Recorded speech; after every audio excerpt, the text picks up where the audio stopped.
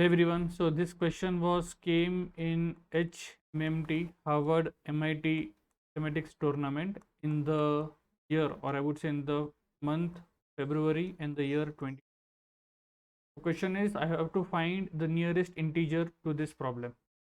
Now see, whenever you have sine cube into the picture, and now here you are having summation.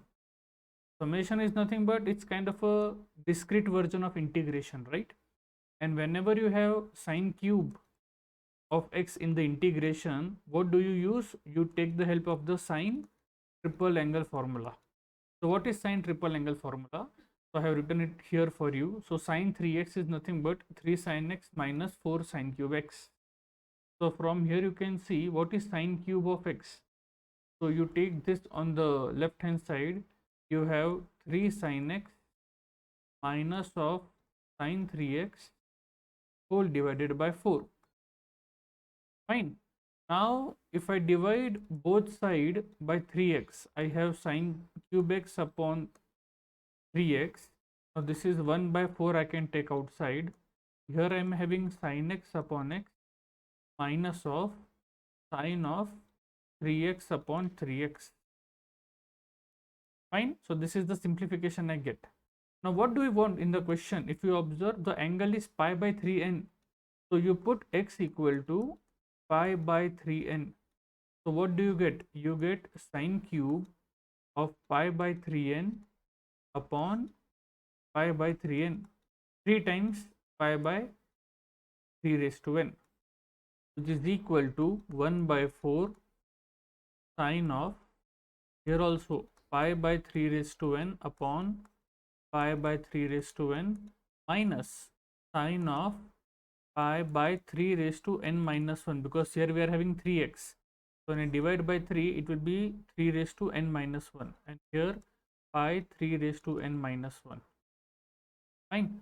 So this is what we get. Now you observe carefully. Now see what I want in the question. I want sine cube of pi by 3 raised to n. So this term is there, and with this term 3 raised to n is multiplied. So let me take this 3 raised to n upwards. Okay. So what do I get? So I get is 3 raised to n sine of pi by 3 raised to n. Correct. This is what I have. Now you take 3 pi on the other side. Okay. So this 3 pi which is left over here, you take it on the right hand side. So what do you get? You get 3 pi by 4 into sine of pi by 3 raised to n upon pi by 3 raised to n minus sine of pi by 3 raised to n minus 1 upon pi of 3 raised to n minus 1. Okay, now we want to take summation. So what do we take is, instead of doing the infinite sum, we first take the finite sum.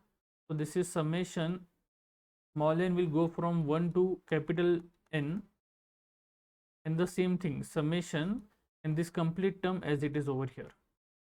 Okay. Now let me write down the first term. So 3 by 4 is outside. Now let me write down the first term. When my n is 1, what do I have? So these are the two terms I get when I put n equal to 1 over here, right? Then you take n equal to 2. So when you put n equal to 2, what do I get?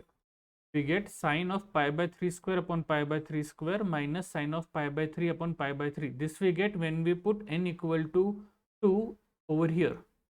So if I keep on doing this, when I put n equal to 3, I get sine of pi by 3 cube upon pi by 3 cube minus sine of pi by 3 square upon pi by 3 square.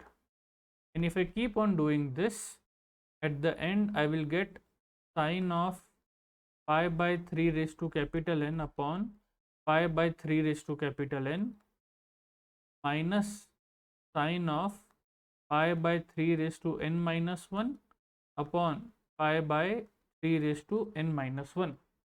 This is what we get. Now if you observe carefully over here, sine pi by 3 upon pi by 3, that gets cancelled. Pi by 3 square term will get cancelled. Similarly, all the terms will get cancelled. Only two terms will remain. This term will remain over here, and this term will remain over here. If I rewrite this nicely again, what do we get?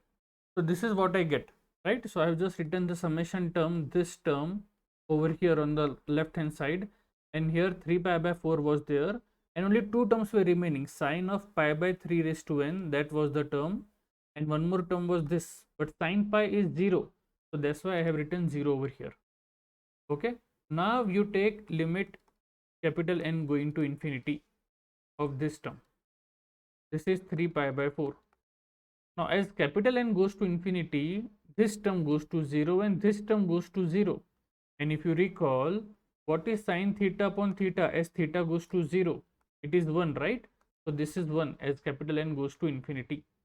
So therefore we have summation n from 1 to infinity 3 raised to n sine of pi by 3 raised to n is nothing but 3 pi by 4. And if I multiply by 100 both the sides, I will have this into 25. This is nothing but 75 pi.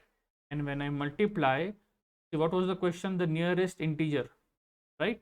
So the nearest integer comes out to be 230.